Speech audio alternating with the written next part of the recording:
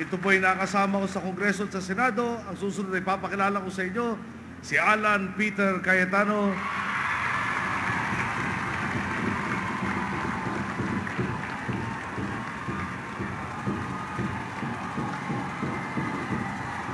Okay.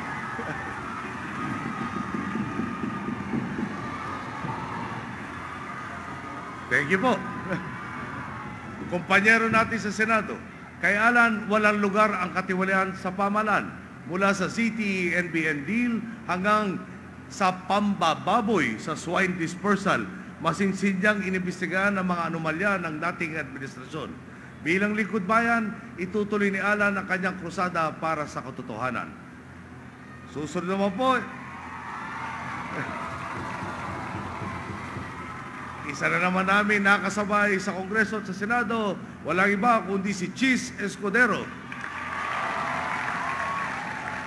Ang boses ng taong bayan sa Senado. Sa pagpapamalas na sikasig at talino sa pagsiservisyo at sa pagsupil ng tiwali sa gobyerno, walang katiwaliang makakalusot, hindi tayo mapapaikot habang tinutugis natin ang katotohanan sa Senado. Magiging maunlad ang kinabukasan ng mga Pilipino, mapapataba pa ang puso nating lahat.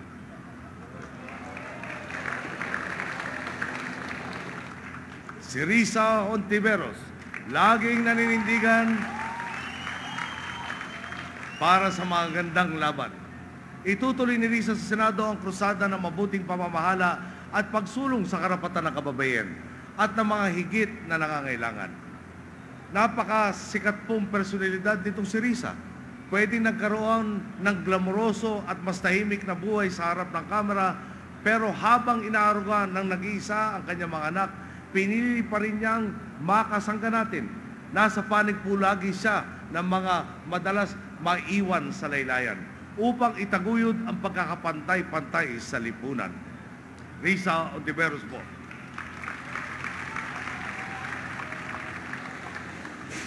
Ipagpapatuloy din po ni Loren Legarda ang kanyang mga advokasya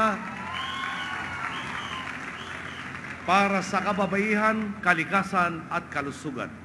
Marami rin pong di nakakaalam na sa likod ng kanyang kagandahan at sa kabila ng napakaraming batas na kanyang inakda, isa rin siyang Lieutenant Colonel sa Reserve Forces ng ating sandatahang lakas at tapat na kaibigan ng ating mga kapatid na Muslim. Loren Legarda mo. Ang pinakamagalang hapong kandidato sa buong Pilipinas, si Grace Poe.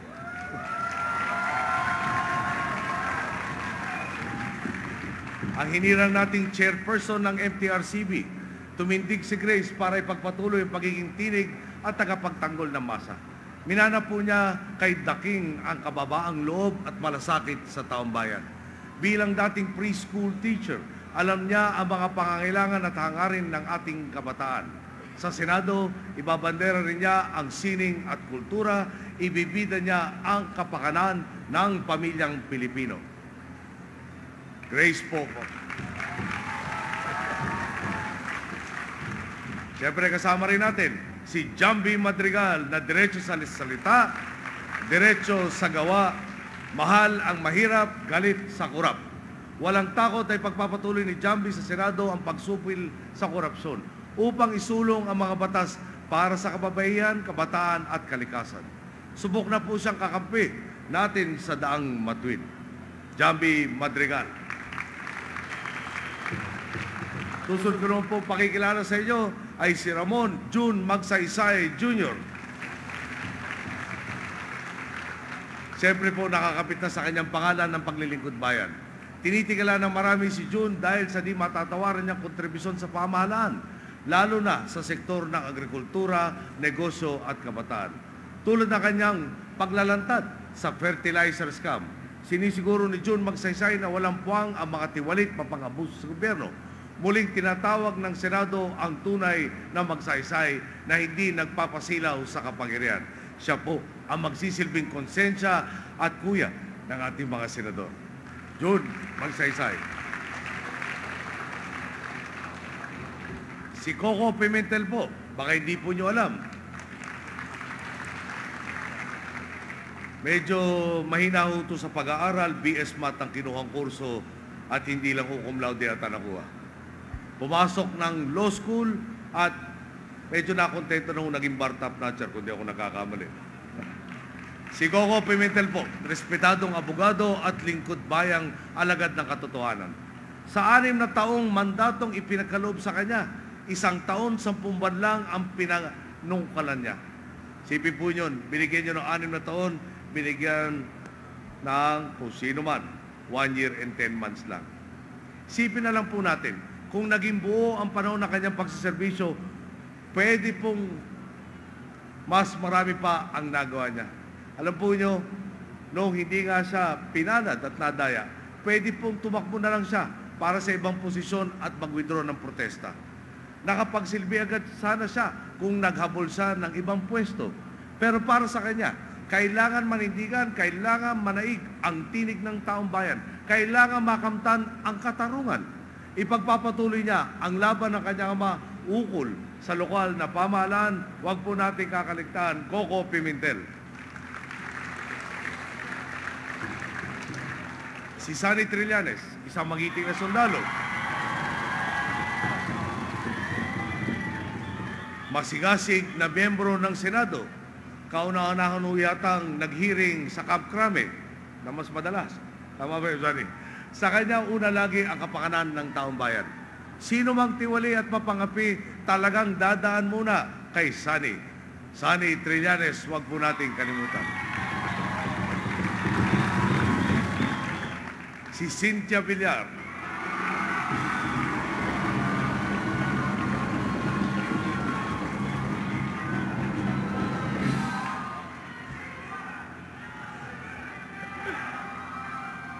Okay.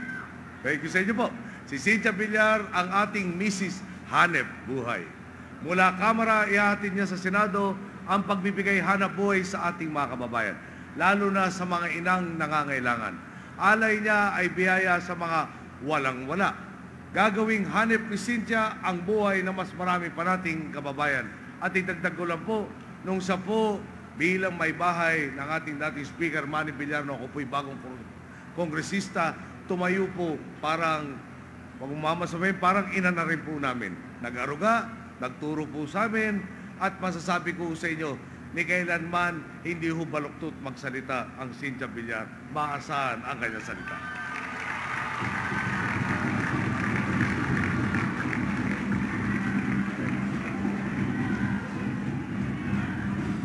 Sila po ang 12 tiyak nating tweet sa daang matweet. Galing po sa unang listahan ng 40. Sa tulong ng lahat, hinimay po natin ang kanilang makakayahan at pagkatao. Binuo po natin ang mga kasama sa ating agenda ng pagsugpo sa katiwalian at pagangat ng kabuhayan ng ating mamamayan.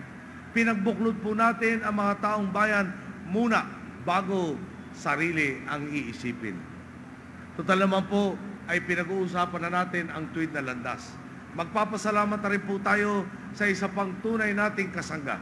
Narito po tayo ngayon dahil sa kagandahang loob ni Mayor Fred Lim.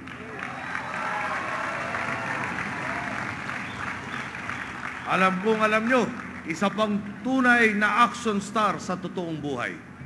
Hindi po katang-isip ang mga benepisyong nadala niya sa Maynila. Hindi lang po siya nagtayo ng mga ospital. Ginawa pa niyang libre ang pagpapagamot para sa mga mahihirap. Tsaka sa totoo lang po, kung minsan po gusto ko magpa-seminar kay Mayor Lim, paano mo man napagawa? Dahil pwede naman isang floor lang eh.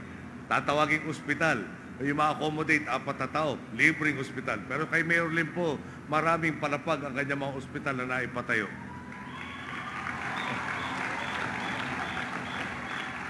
Ako po'y nagbabalita lang ng totoo. Sa aking mga boss, sa darating na Mayo 13, muli tayong haharap sa sangandaan. Nakaatang sa ating mga balikat kung aling landas ang tatahakin ng ating bansa. Kukunin ba natin ay ang mga tutulong para lalo pang pabilisin ang pagbabago ng ating lipunan? O ang kukunin ba natin ay ang mga pilit na hahadlangan ang pagbabagong minimithi natin?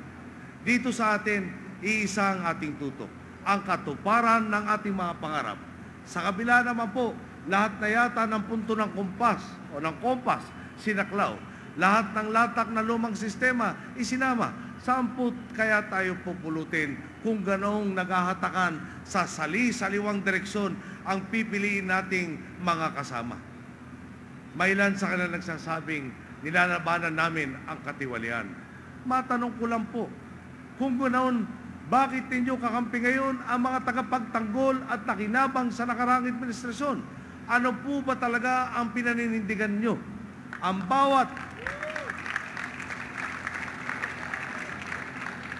bawat posisyon po sa Senado ay mahalaga sa ating isinusulong na agenda. Nasaksihan po ninyo itong noong impeachment trial, kung saan mapalad tayong may 20 senador na nanindigan para matapos na ang pang-aabuso sa ating hudikatura. Ang mga nagawa natin, patunay na hindi imposibleng maabot ang ating mga atikain.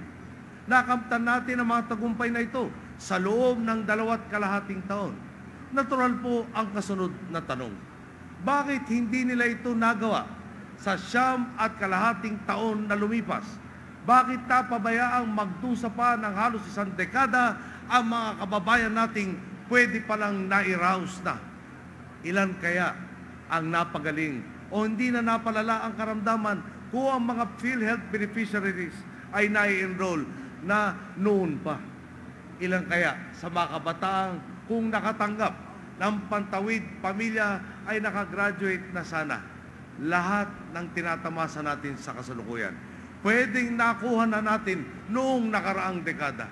At ito na naman po silang mga nakinabang sa dating bulok na sistema. Umaasa sa boto ninyo, umaasang malililang na naman tayo sa kanilang mga pangako. Magpapaloko pa po tayo? Marami pa po tayong nais na ihatid sa makabuluhang programa o na makabuluhang programa sa bansa. May mga kababayan pa rin po tayo nangangailangan ng pagkalingat, naghahangad ding mabigyan ng pagkakataon para itimon ang sarili nilang kapalaran. Hindi ko po ito kayang gawing nag-iisa.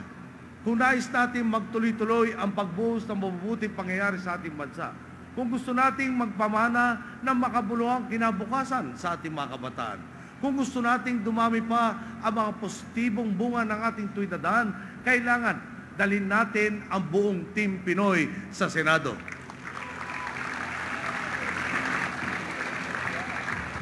Sila ang 12 kasama natin sa Team Pinoy. Buong-buong umaharap sa inyo ngayong gabi at hindi liliban o tatanggi sa panawagan nating ituloy ang krusada ng katapatan, katarungan at malawakang kaunlaran. Kompleto silang tumitindig dito sa Plaza Miranda sa dambana ng demokrasya at kalayaan bilang tanda ng kanilang panata sa mamamayan. Hindi sila magnanakaw, hindi nila ipagkakanulo ang tiwala ng sambayanan at lagi nilang isasaalang-alang ang inyong kapakanan.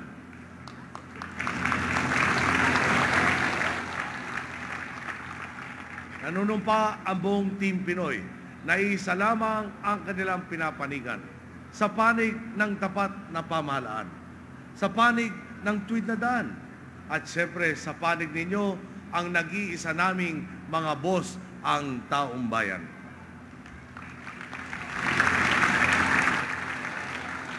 Sa pagtatapos po, may mga nagtatanong sa akin, medyo dumadalas, paano pagdating ng 2016? Anong solusyon natin? Baka naman temporaryo lang ang nangyayari sa atin.